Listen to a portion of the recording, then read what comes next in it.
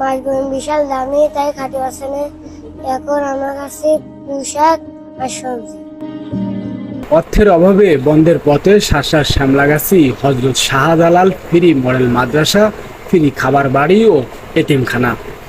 দ্রব্যমূল্যের বাজারে সেবামূলক প্রতিষ্ঠান চালাতে বর্তমানে হিমশিম খাচ্ছেন প্রতিষ্ঠানের পরিচালক। সমাজের সকল শ্রেণী পেশার মানুষের কাছে সহযোগিতা কামনা করেন উদ্ভাবক মিজান। আগে মাছ গোশ খেতাম, এখন আমরা মেলা দাম হয়ে চলি, ওই ডাল আর পোশাক। এই দাম ধরে দেওয়ার কারণে আমরা হিমশিম এর মধ্যে পড়ে গেছি।